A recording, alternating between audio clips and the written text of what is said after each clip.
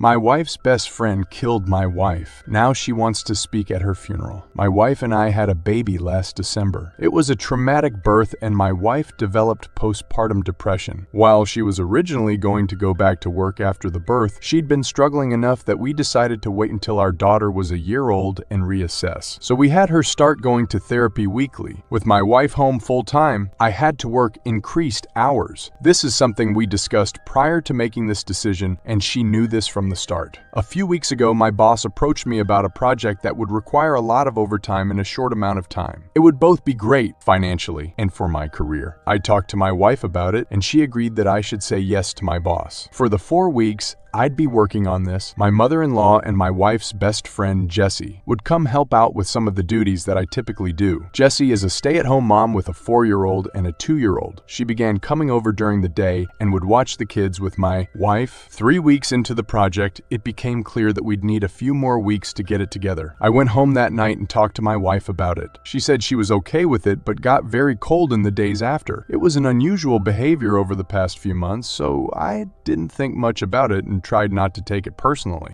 During the last week of the project, I got home one night and saw that Jessie was still at the house. I didn't think much about it, said hi to her and my wife, and then went to go check on her daughter. Before I could get to her room, I heard Jessie say something along the lines of, "He doesn't even stop to greet you. Definitely a sign." I turned around and asked what it was a sign of. Immediately, my wife started crying and Jessie started accusing me of having an affair. She told me that I must hate my wife because she has PPD and that I am not attracted to her because she gained weight from the pregnancy. Neither of these things were true. I was trying my best to help my wife through her PPD while supporting our family, and I think she looked perfect how she was at that moment. She just didn't want to be physically intimate, and I didn't want to push her. Jessie then demanded to see my phone. I told her no. She told me that's a sign that I'm guilty. I told my wife that I would let her see my phone if she wanted to. She nodded and something inside me broke. I guess it was the thought that she actually believed I was having an affair really got to me, and that she didn't trust me after everything we've been through. Well, she looked through the phone and there was no evidence. She started saying that I deleted the evidence. She started screaming and woke up our daughter. So I told her to get out of the house. Eventually, she left and I went to calm our daughter since my wife was still on the couch crying. When my daughter was asleep again, I sat down with my wife and tried to talk to her about what's been happening. She told me that she'd been worried ever since I started working all the overtime. I told her that we'd talked about how good of an opportunity it was,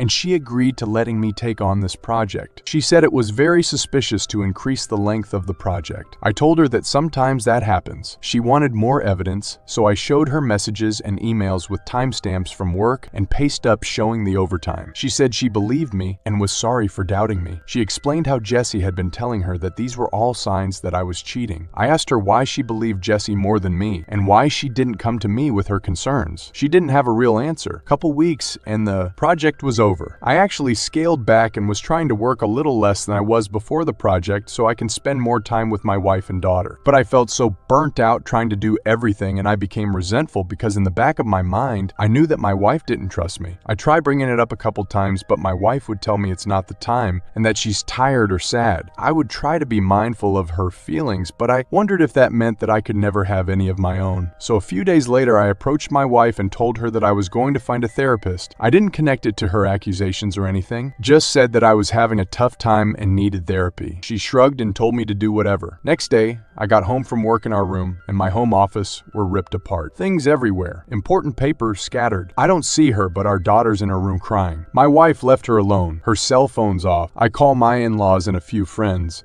but no one's seen her. I'm starting to get worried, and I call my mom to see if she can babysit while I go out and look for her. Before my mom can get home, my wife gets back. Jessie's driving. Jessie doesn't come in, but my wife does. She's clearly upset, been crying. I ask what happened. I thought at first the house might have been robbed. She starts screaming at me that I'm being unfaithful and that the therapy is a front so I can meet my mistress. I try to calm her down and tell her that's not true, but she comes at me and hits me. That's when my nose was broken, when she realized what she did. She sat down on the couch, went comatose, and just stared at the wall. I went into my daughter's room and locked the door. I called my mom to tell her what happened and my mother-in-law to ask her to come over and take care of my wife. I packed a bag for my daughter, and when my mom got there, we left. My wife didn't even look up. We dropped my daughter off with my dad and then went to urgent care for my nose. I got blood all over my mom's new Subaru. My daughter and I were at that point staying with my parents for a while and my wife was staying with hers. That's when I started looking into getting a restraining order against Jessie and thought about separating with my wife. I loved her, but I wouldn't live with someone who hurt me and who could potentially hurt our daughter. I did not want a divorce in hopes that my wife would get the treatment she needed and we could work things out. My in-laws had told me that they were looking at inpatient treatment at a local hospital. On the following Sunday night, she came to my parents' house and demanded I give her our daughter. Because she had left her alone for several hours the last time she was responsible for her and had gotten physical with me, I refused. I offered to let her come in and spend time with her while my parents and I were present, but she didn't want to come in and wanted to take our daughter with her. She was upset but left eventually. A few hours later, she drove her parents' car into a tree and died. My wife passed away early Monday morning. She was convinced by her friend Jessie that I was having an affair that I did not have, which had caused a mental break and killed her. The friend Jessie came to see my daughter and me yesterday. After some tears, she told me that she was planning to speak at my wife's funeral. She had already cleared it with my in-laws but was letting me know as a courtesy. I told her she would not be speaking at the funeral. We fought and she left after telling me that I was a jerk and not the only person who loved my wife. I talked to my in-laws who were adamant that Jessie be allowed to speak. She and my wife have known each other since they were kids, and my in-laws are close to her. We're all very fragile right now, and I fear that pushing this further would hurt my relationship with my in-laws, which I don't want. Still, the thought of seeing Jessie up there at my wife's funeral makes me feel sick. I don't think I can stand to listen to her knowing that she took joy in my wife's deteriorating mental health and picked up my wife, leaving my daughter home alone. That being said, I don't trust myself to make the best decisions